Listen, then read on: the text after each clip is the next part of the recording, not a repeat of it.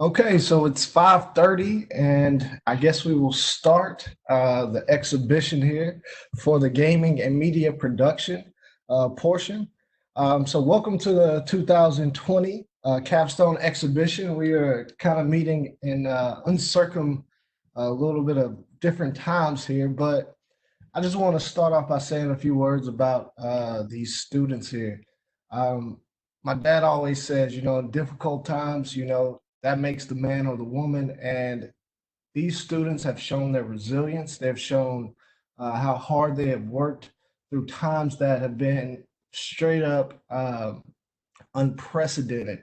And I just want to let you know that I'm just so proud of you, the work that you have put in. You didn't ask for this, but you've worked best you could.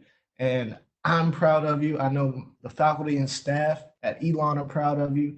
And I just want to say that I'm just so proud of you for what you've done. I've seen your projects, and I can tell how hard you have worked throughout the semester. You've had sleepless nights over the past 10 months. I know because I was in the program in 2015, so I understand the difficult times of it. And then you guys got put into a situation that even made it more difficult. So I just want to put my hats off to you, the class of 2020, Arlette, Colton, Felicia, Rakaya, Tabari, and Taya. I'm so proud of all that you have done. And I thank the panelists for showing up here and joining us so we can watch some of these students' great projects and the things that they have worked so hard on the past 10 months. So we will start off. The order will be Felicia Wilkins, and then we will move to Colton Flick, then Arlette Hawkins, Tabari Boykin, Taya Jackson, and then Rakaya Bass. So I will give the floor to Felicia so that she can start her presentation.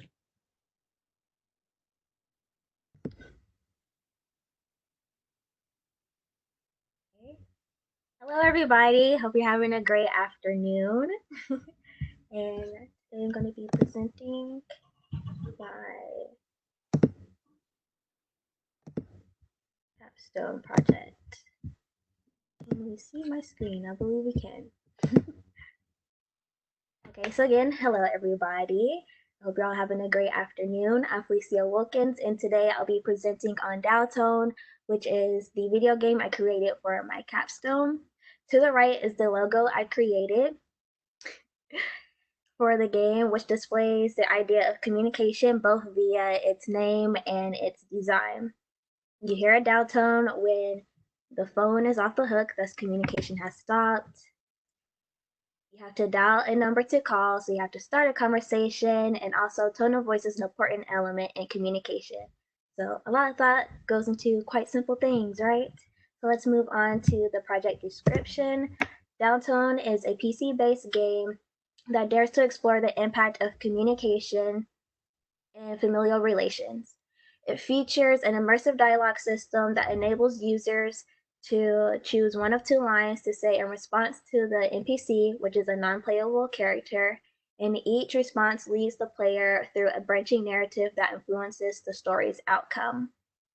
Users play as Amalia Reed, a second year university student who is seeking to uncover the truth behind her sister Gianna Reed's actions. The intended audience for this project is teenagers and adults. However, this project is specifically geared towards those who come from a dysfunctional family and or find it hard to communicate effectively. My hope for this project is that it will allow users to reflect on their communication practices and understand the importance of communication, as communication can greatly affect one's relationship. This project was created with Unreal Engine and Autodesk Maya. All 3D models were created in Autodesk Maya, and Unreal Engine was used to perform the functionality of the game. Unfortunately, the game is only available for PC, so if you have a PC, you can download the game at wilkinsfelicia.itch.io/Dowtone. However, all is not lost if you don't have a PC, as you can go to my portfolio site to view a video to get a gist of the game. My portfolio site is feliciawilkins.wix.com/0000. Now let's get on to the process.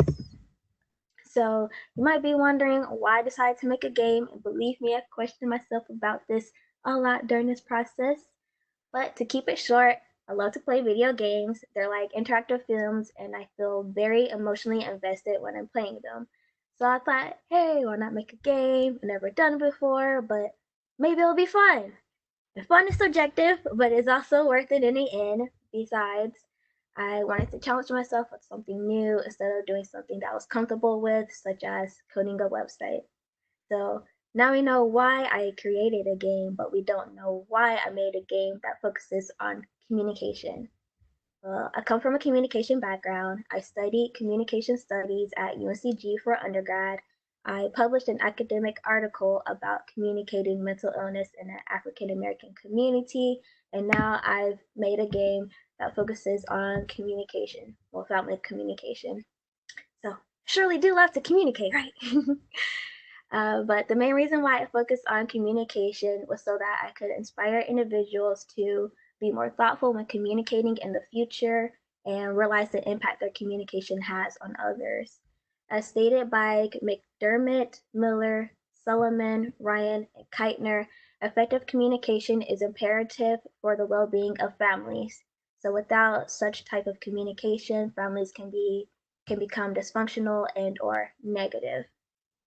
In turn, Miller stated that interactive narratives are capable of evoking deep emotional connections that generate lasting impact. Thus, this is why this project took on the form of a video game, as it allows for users to actively engage with it. As for my design choices, I mainly want to focus on the colors, as a lot of my choices involved back-end things with Unreal, such as blueprinting. So in regards to the colors, they might seem random, but they actually have meaning behind them. So green symbolizes growth, blue means trust and honesty, and pink signifies love. I feel like these colors were fitting with my game because the theme, again, is real communication, and hopefully you will find all of these things within a family. Another design choice I made due to a huge learning curve and time constraints were to digitally draw all the characters instead of making 3D models. So what you're seeing right now are sketches of all of the characters that are involved in the game. So, were there challenges within this project? Absolutely. To be honest, this was a huge challenge because it was a huge learning curve. Game development is completely new to me, and I hadn't realized entirely how much work goes into making a video game. So I definitely have a newfound appreciation for those who do game development because it is very tedious and time consuming and demanding, but it is worth it in the end. So, I often found myself seeking new information via YouTube, community forums, Brandon Booker, thank you. And thankfully, I was able to create a functional game with all the information I found. So, before moving into the project, I want to briefly go over a couple of characters. Amalia Reed is the main character and who you're playing as. Yana Reed is her sister, and Wyatt Brown is their uncle. So here is a brief GIF that demonstrates the bulk of my game, which is the immersive dialogue system. As you can see, you have two choices to choose from in response to the NPC, which again is a non-playable character, and in this case, it's Gianna. And based on your responses, you'll reach one of two endings. And on the right is a screenshot of the bad ending you would reach, which is indicated by the torn photo and the broken heart, because your communication practices weren't that great, and so now your relationship with your sister or your sibling isn't that great. So as of now, I only was able to develop the dialogue system between Gianna and Amalia due to time constraints, but if I had more time, I would definitely branch out into more family relations to show the greater significance of the power of communication and how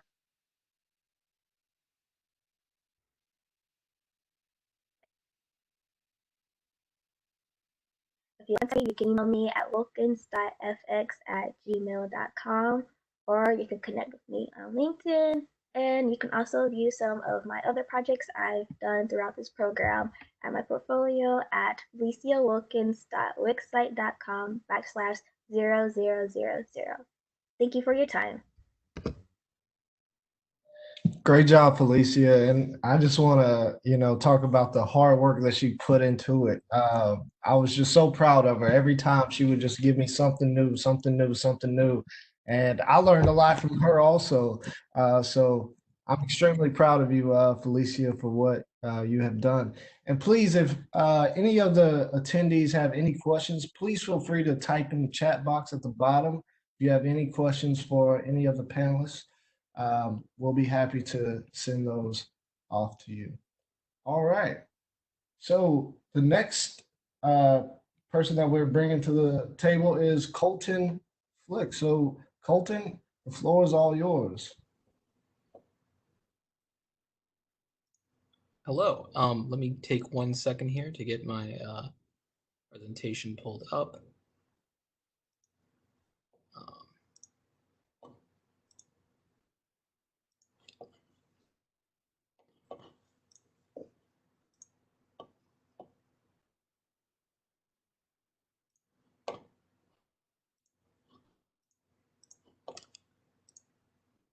Okay.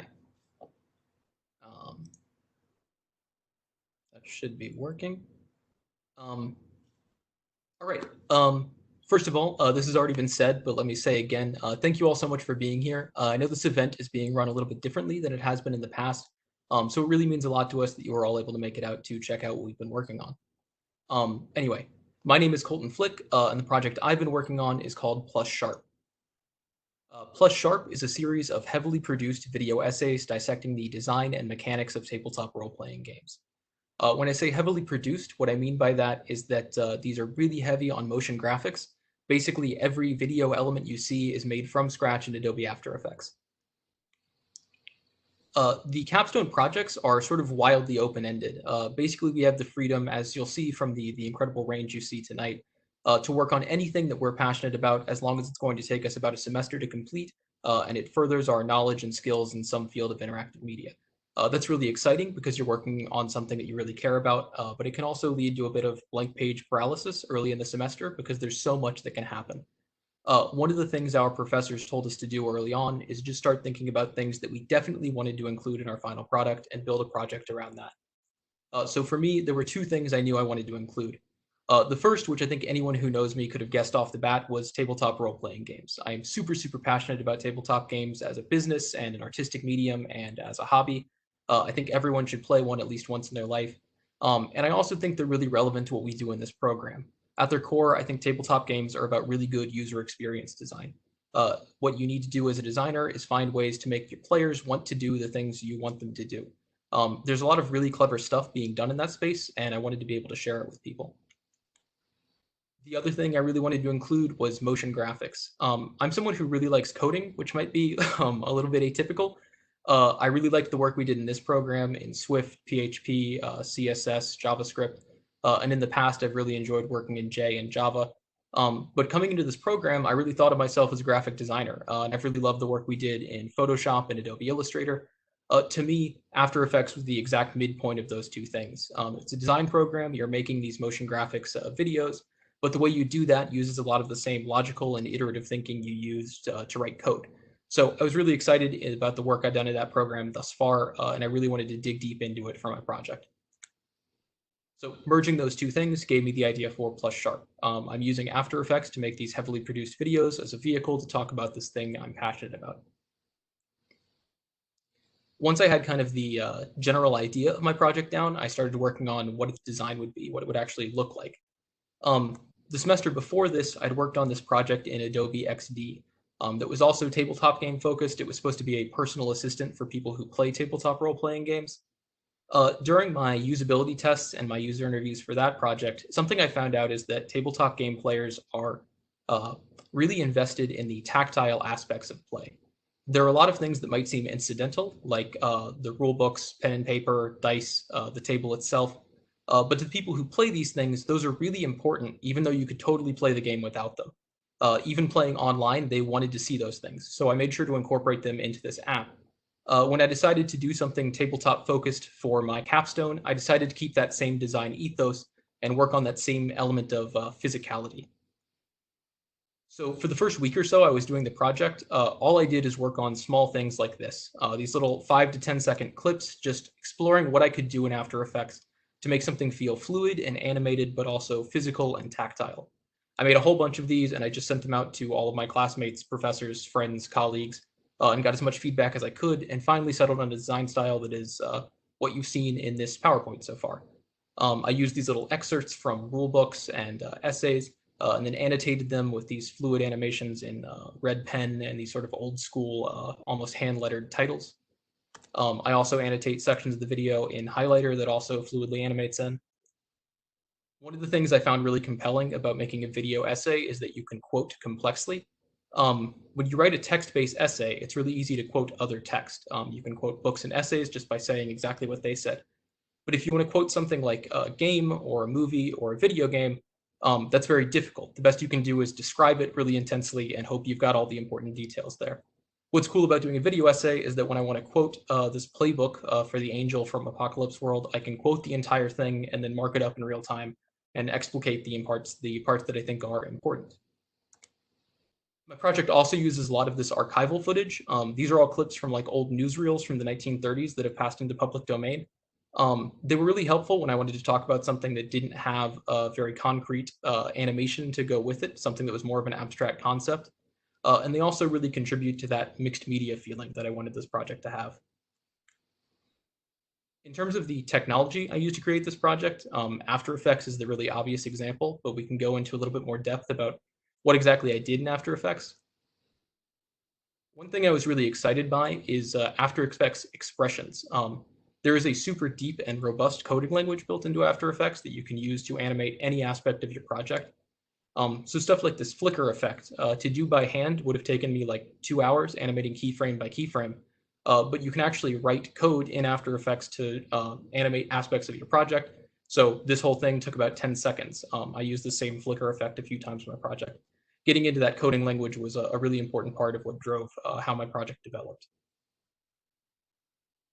I was also really excited to use 3D layers in After Effects.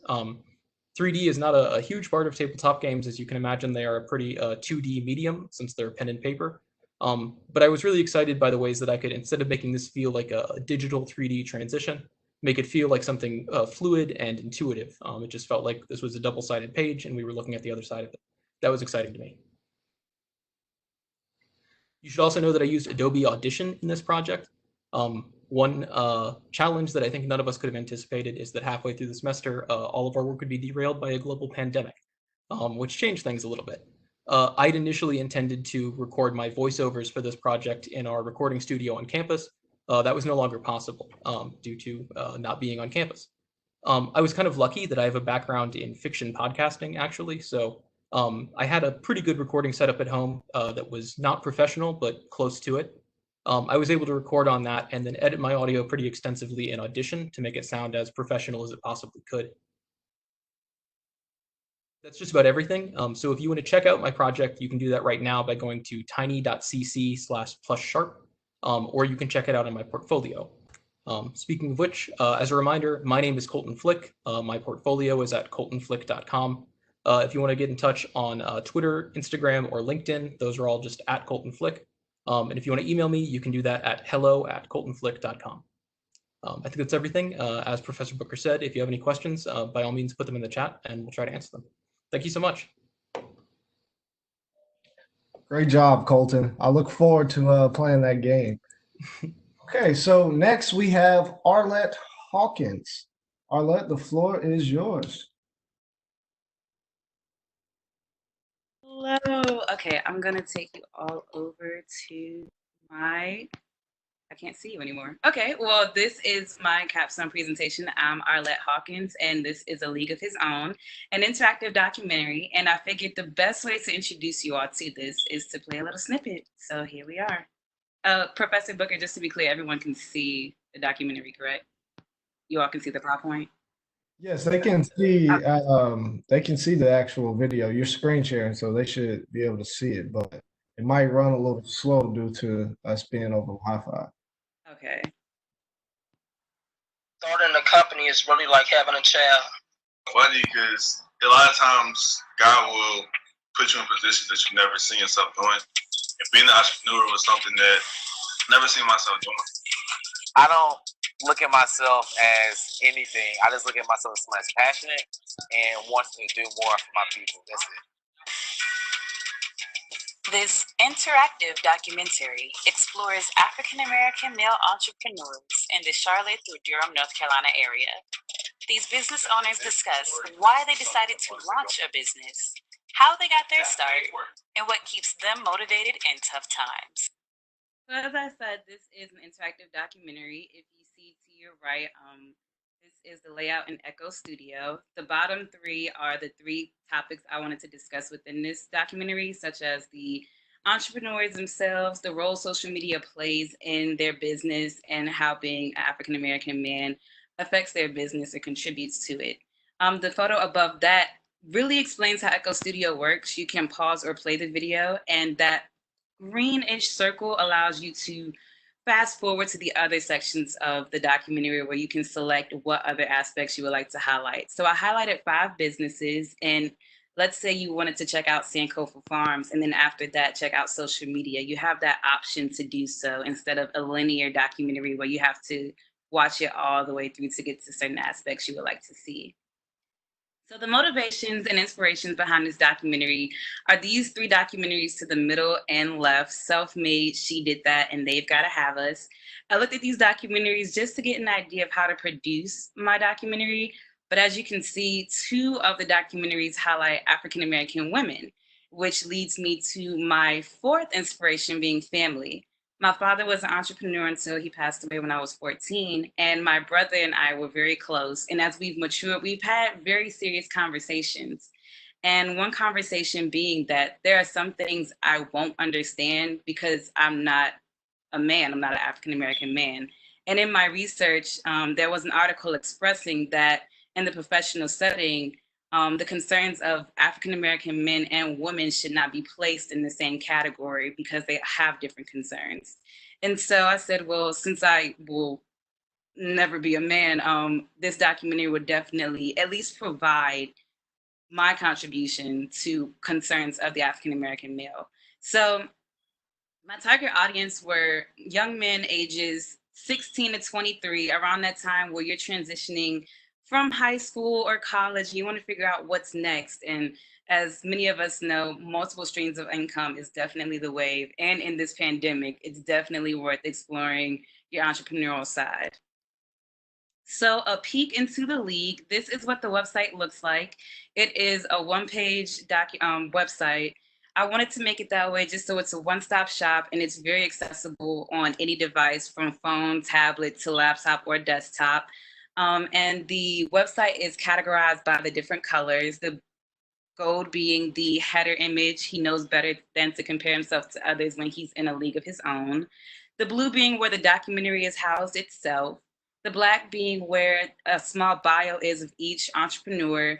The red being a button so I can receive feedback from those who view the documentary and think I should continue this as a project because I would love to any feedback they have, or if they know someone they think I should highlight. And the green is a small synopsis about myself, and the photo leads to the behind the scenes of this documentary. I wanted to leave a footprint for future iMedians if they want to do a documentary, some things that work, some things that didn't work. If they're in a pandemic, when they go through it, maybe prayerfully never again, but if it does happen, here's how you navigate that strange experience. These are photos of my process. Before we had to social distance, I did go on scene and interview the entrepreneurs. The middle photos are those that I used to draft the layout in Echo Studio, the top being sticky notes, so I knew how many videos I had to produce. I want to say I did about 13, and the bottom being the layout in Echo Studio, which was great in producing this. The photos to the right are the graphic design aspect. I wanted this to be professional, but also fun. So I was inspired by media such as GQ Magazine and Black Enterprise, where you would get that professional side and also fun side. And I decided to go along with a silhouette style of a person because silhouette style is very multi-interpretational. And also, I wanted to include a beard because normally facial hair and hair in general is controversial in the professional setting for a multitude of reasons. But when you are your own CEO, of course, keeping it professional, but you do have a little more grooming freedom. There were more photos of my process. The left is the transcription of each interview, and I also highlighted it so I knew which portions of each interview I wanted to include in a documentary, because I didn't want it to seem like just one person speaks at just one time. I wanted it to feel like they were having a conversation amongst each other. The photo in the middle, the sticky note, was when I was thinking about transitioning the documentary to a podcast, because as we all know, Corona really hit hard, but especially for entrepreneurs. So there were some entrepreneurs I wanted to interview, but they had to focus on, supporting their employees and supporting their business through this unexpected time. The photo below that is me taking the social distance interview and interviewing through Zoom from my bedroom. I played around with camera angles. So there's this image of myself, a wide angle or mid shot of my room. There's also tight shots of myself. And then I also had the Zoom recording itself from my computer. And this far image is also some of the equipment I used for the in-person interviews as well as the Zoom interviews. So my biggest takeaways was natural timing is the best timing.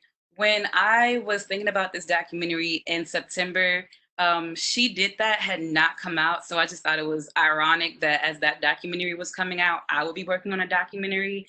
And also in the time of this pandemic, I'm seeing a lot on social media. People are just tapping into talents and interests that they thought they had to set aside for a later date. And I'm really hoping people are really taking this time out to learn new things and put them into passion projects.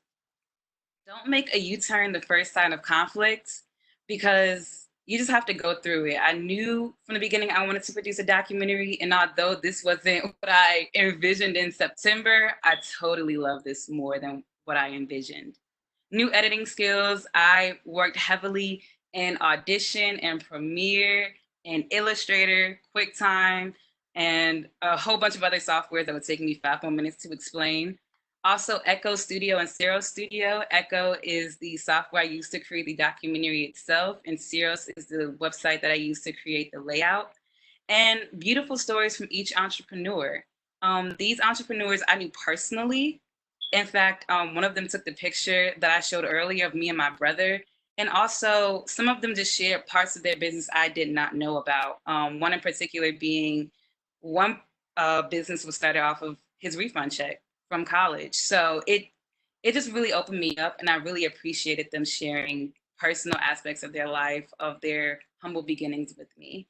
So I thank you for stopping in and checking out A League of His Own. I am Arlette Hawkins. I can be reached at LinkedIn. .com and my LinkedIn profile, or my email, ahawkins12@elon.edu, and I will pass it back. Great job, Arlette. I really enjoyed it, and great job pivoting during a global pandemic. And you executed and you nailed it. So proud of you. Great job. Great job. Okay, so next we have Tabari Boykin. The floor is yours, Tabari. All right, all right. Thank you, thank you. Get my screen shared. All right. So, good evening, everyone. My name is Tabari Boykin. I want to thank you guys as well for coming out here to our virtual 2020 Capstone Exhibition. It means a lot to us. I want to talk to you guys about my project. It's called Life as a Phoenix, Beyond the X's and O's. So basically, my project is about the women's basketball team here at Elon University. I got in touch with one of the assistant coaches. We talked a lot about how interactive media could be infused with the recruitment process for potential recruits that don't live in state, or recruits that live in state but aren't able to just pick up and come take a visit to campus rather quickly.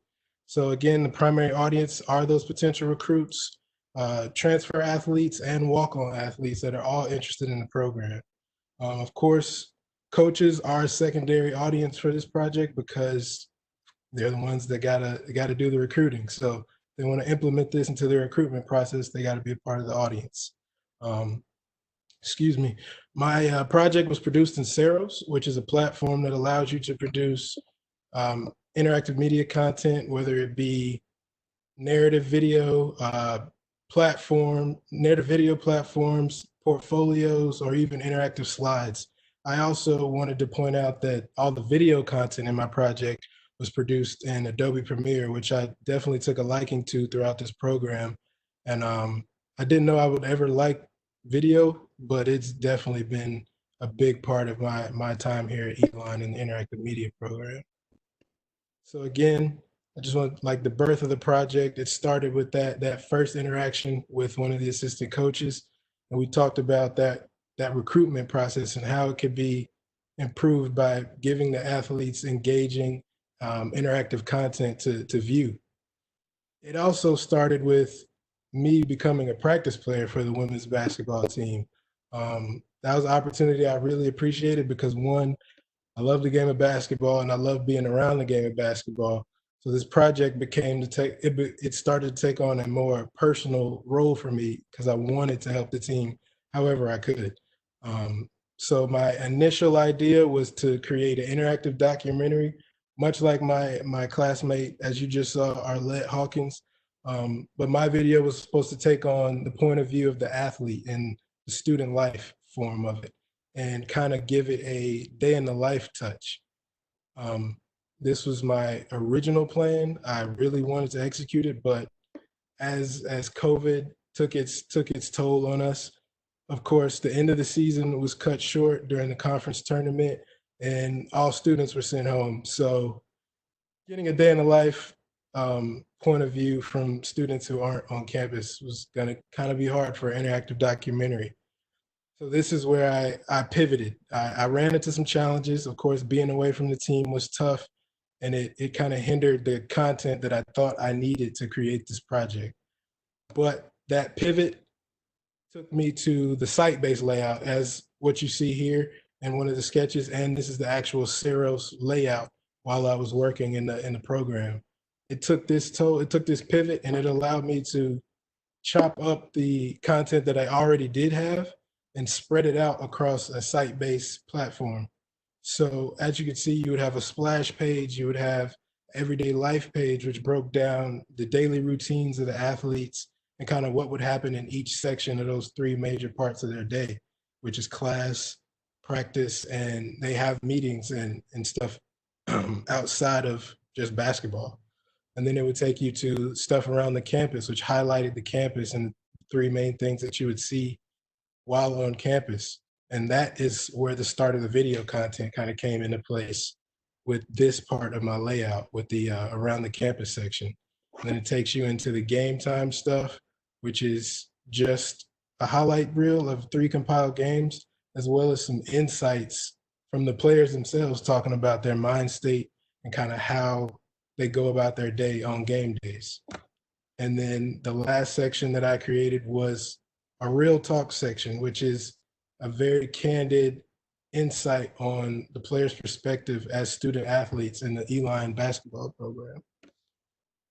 And then here, again, this is how I kind of came to the solutions of those challenges. The user feedback and the critique sessions throughout this project were a little tough at times because I was a little down in the dumps about the interactive documentary, but once I started to get user feedback on my layout and those critique sessions, it really opened my eyes up to the fact that I could still tell the same story and the same narrative, but in a different way.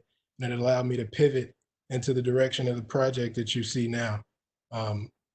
Also with those critiques, that's when I was advised to kind of shorten the video content of my projects and kind of split it up and give it to the audience and the viewers in segments that are easily digestible instead of giving them all the content all at once.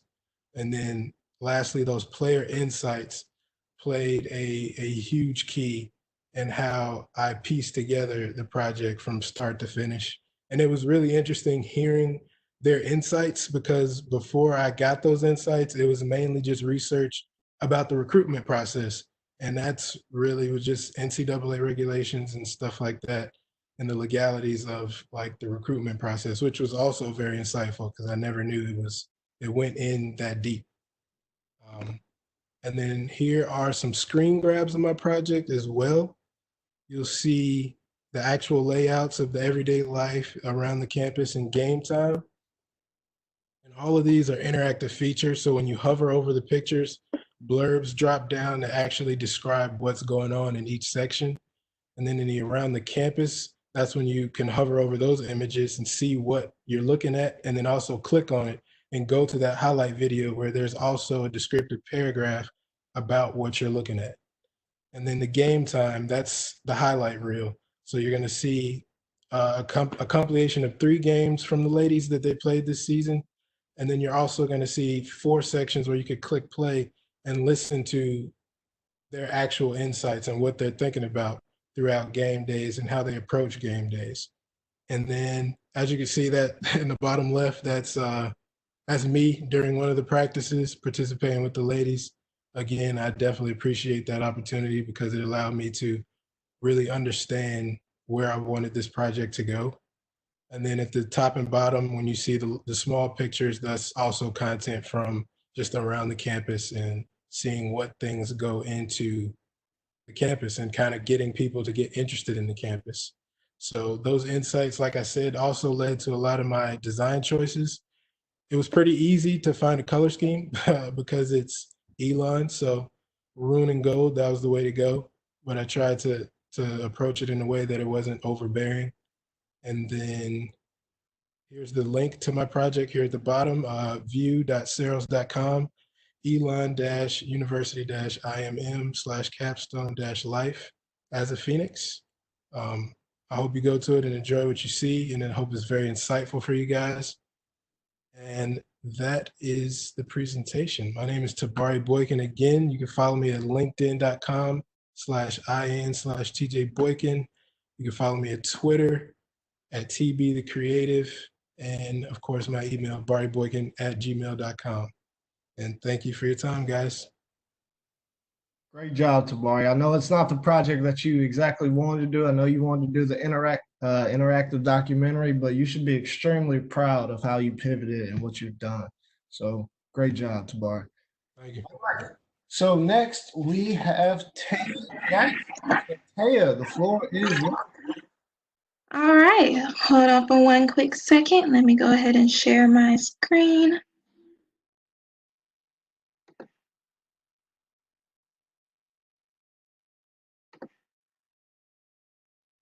All right, let's present here.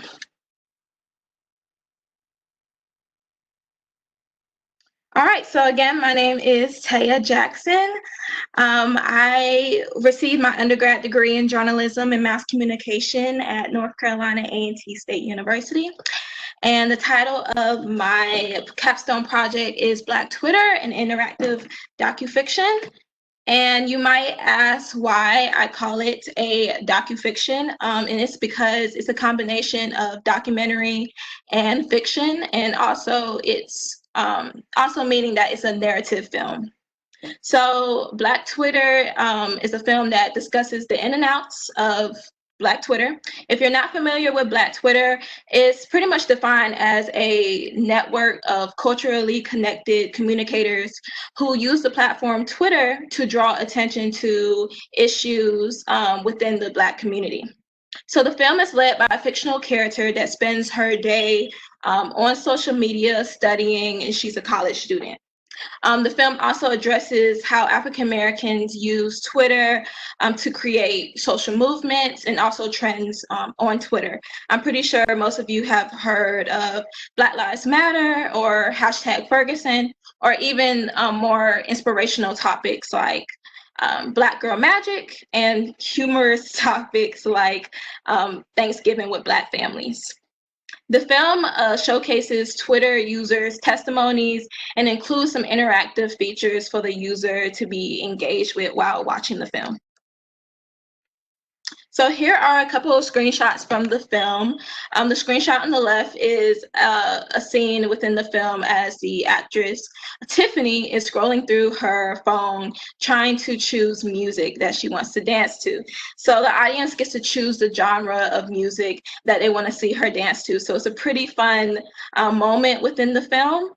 Interactive moment for the audience. On the right side, you see a screenshot of one of the social distant interviews I received, an interview submission that I received, and she's talking about her favorite hashtag, which was Black Girl Magic on Twitter.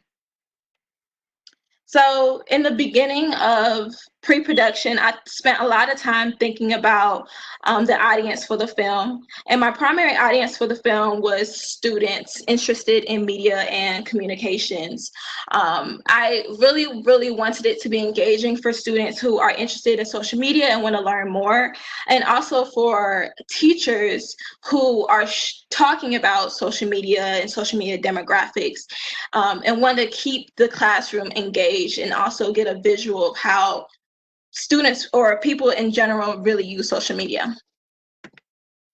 So the process for the film during pre-production consisted of scheduling and organizing production of the film. I also had to write the script. Since it's a narrative film, I had to find the actress that I wanted to play the role of Tiffany. I created a treatment and also created a storyboard for the film. During production, I was able to film with the actress and also start beginning to create the website. Post-production consisted of me getting my film critiqued and also making revisions to the film and making sure that the film was completely interactive. I used some of the software that I used for the film was Adobe Illustrator for my graphics, and also Echo Studios, which a couple, I believe Arlette used as well. So here's a couple of pictures of the process during pre-production. Again, on the left is a picture of me creating my storyboard and how the film was going to go, and also the interactive options that the user had. And on the right was just a board that I just wrote everything, all my ideas, and tried to really, really understand how exactly I wanted the video to go. Again, another picture of the title sequence, which was a lot of graphics involved and screenshots of how Twitter is roaming through Twitter, which was really cool in the beginning of the actual film. And then another picture of how I wanted to organize my time and make sure that I got all my goals done in time to actually have the film done. You'll be able to watch the film on the Capstone Elon website. Also, you can watch the film on my portfolio. And again, here are two screenshots from the film with graphics that I created using Adobe Illustrator. I want to thank you all for attending this presentation. I know all of this spent a lot of time, a lot of long nights for our presentation. So I really, really I'm really glad that you guys were able to tune in. And here's some contact information for myself, and I will hand it back to you. All right, thanks for the presentation. So last but not least, have can you turn off? We have last but not least, we have Rakaya Bath presenting her project. So Rakaya, the floor is yours.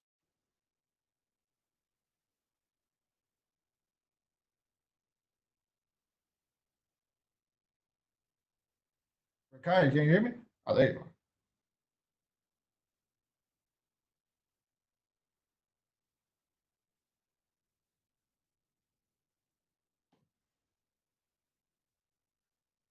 Rakaya, make sure your audio is turned on.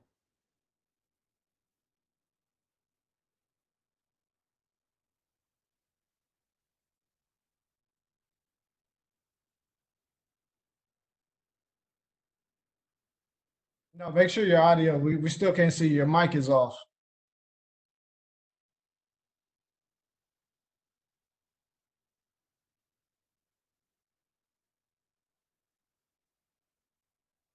Okay, sorry about that. Can you hear me now? Yeah, I can hear you. Perfect. Perfect. Sorry. Okay, so my project is titled The Final Move. So The Final Move is an interactive documentary that allows the funeral industry. So with vivid visuals, this documentary allows the each stage of funeral planning while allowing the user to feel as if like they were physically there, hands-on participating. So the goal for this project is to give users a sense of what real funeral planning is like, and to show them how it is executed, so they'll feel comfortable to plan a funeral like when the time comes.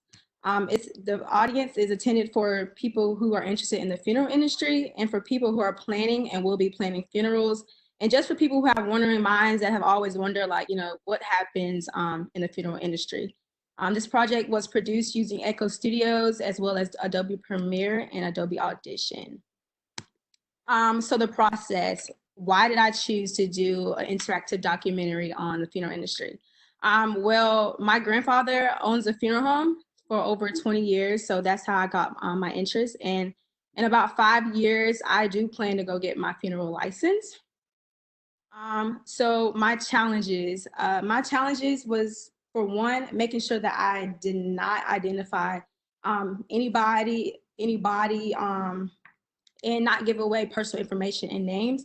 And also COVID-19, so there were more precautions that I had to go through and steps I had to take, and there were safety things that happened. And I couldn't show every little detail that I wanted to show that I had hoped for my project. So planning. For my project, I went by 3 Ps: planning, production, and presentation. For this slide right here, I have planning. So for my planning process, I created multiple storyboards to show flow charts to decide what videos I needed and what I wanted to show and how I wanted to show in each of my video.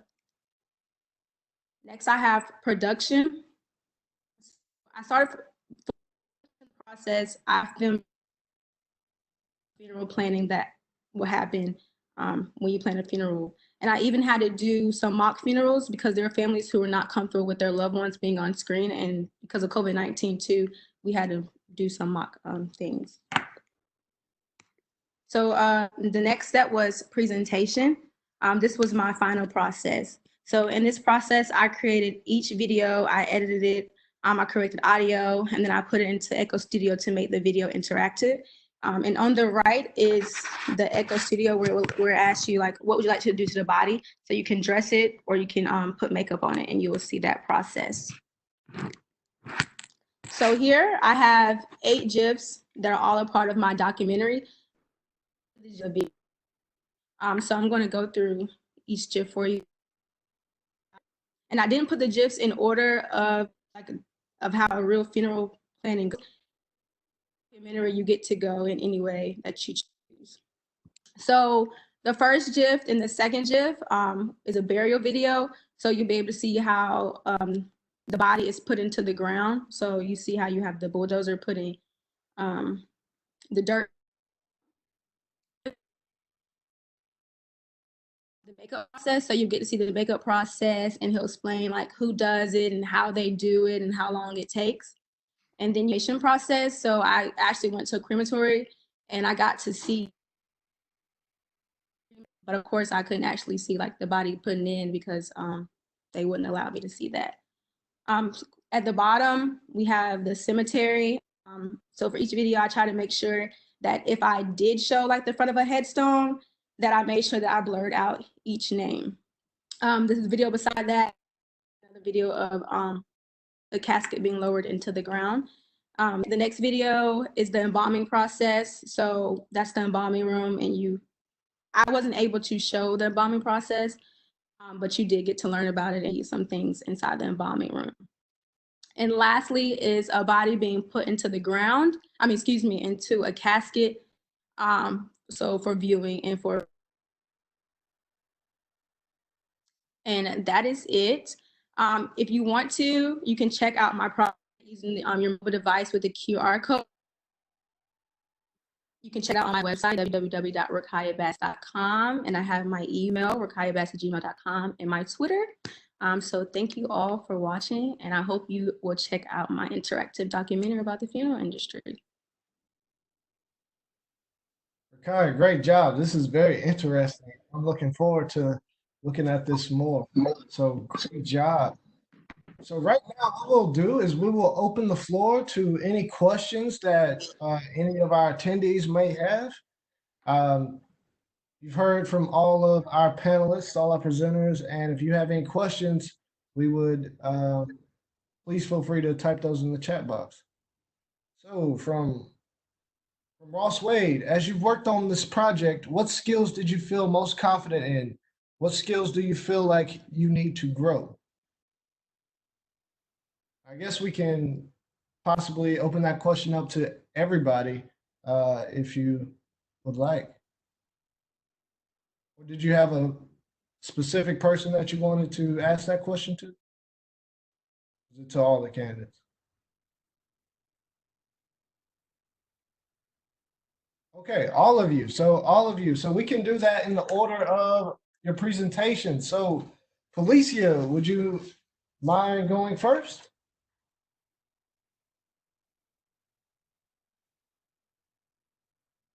So, can you repeat the question? Yeah, so Ross Wade asked, as you worked on the project, what skills do you feel you're most confident in?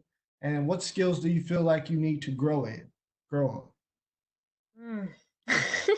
That is such a hard question to answer. Honestly, I feel like I need to grow everywhere. But I could say my problem solving skills really developed throughout this because I had to find a lot of solutions to a lot of problems that I was having, especially with the dialogue system. So I guess being able to find answers to things that are broken. Yeah, that's all I really have. I don't really know. Okay, great. Colton. Yeah, for me, this project was like a constant loop of thinking I had seen everything there was in After Effects, and then looking up the answer to some specific problem and finding out that I had seen maybe 10% of what there was in After Effects. And I would just repeat that every single week, that there are just so many features, there's so much to do. I feel like by the end of this project, the point I've sort of arrived at is that I can do everything I want to do in After Effects, but the depth that is there that I have not mastered and that I'm going to keep working on is how much stuff you can automate. Basically, anytime you're doing something in After Effects and it's difficult or annoying, there's some way that you can automate it and make it incredibly easy. But there are so many options that I'm still sort of exploring that. Yeah, so I'm really happy with my mastery of my final products, but sort of the smoothing and automation and simplification of the process is something that I'd like to continue to get better at. Great. Arlette? Like Colton said, you think you know it all until you're introduced to the unknown. And I think some things I could definitely improve on in the future. Coding. Cyril's definitely took all of the stress of going back to my old notes through just the feasibility through their software. And getting back into After Effects, I wanted to use some After Effects here, but after we had to transition home, I knew my computer could not handle it. So I did a lot of the few animations through Premiere, but I definitely want to get back into After Effects and Cinema 4D. I had some plans for Cinema 4D. Great. Okay, Tabari. Some things that I felt I was really rocking with throughout the project was definitely Premiere. That was like a saving grace for me throughout this project, even with the content that I had. And like Arlette said, getting back into coding, Saros definitely was a saving grace as well. But moving forward, I would like to get stronger in just patience kind of with myself in trying times and keeping a cool head. That's a big thing. I feel like just in general. Yeah, that's a big thing for me. Great. Taya. So some things that I think I did pretty well, I would probably say is probably just organizing my time and prioritizing what tasks needed to be done first. So I think I did pretty well with that. Just writing down everything and like crossing out on the list what I've done that day really helped a lot. Something I need to work on, honestly, Arlette already said it, but I'm going to say coding, because Echo Studios had a lot of features or things that I could do if I coded it. And I was just like, do I have the time to learn all this right now? So I would definitely just say coding would be something I would want to learn more, because it really is in video editing. So yeah. And Rakaya. Just like basically everybody else said, coding. I really wish that I would have spent more time to learn, coding. So I could have coded my own website to put my project on, but I didn't. But next time I can. And something I think I did like well on, I would definitely say Premiere, because that's just something that I'm comfortable with. I've been doing it in undergrad. So with that, and then another thing I feel like I should work on is audio. So I had like a hiccup in one of my audios.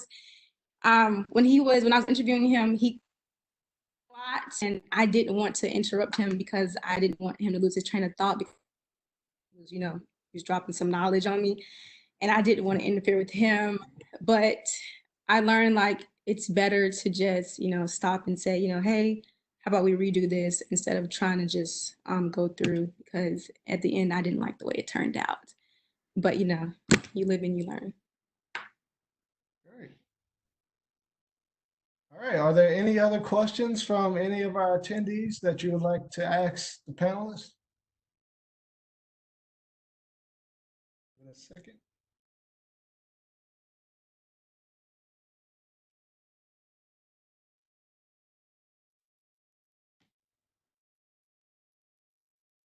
All right. Well, okay. I think we have something from Jason. He said, "Good work, all. Moved to LA in 2021 to join the Elon Entertainment empire." So, yeah, he's looking for you. That's a person that you want to talk to, Jason McMurdy. He's really big over there in LA. So, thanks, Jay.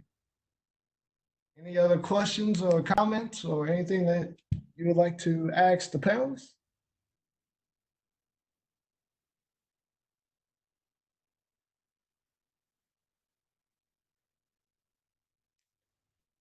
Dr. Boner says, "Great job, everyone."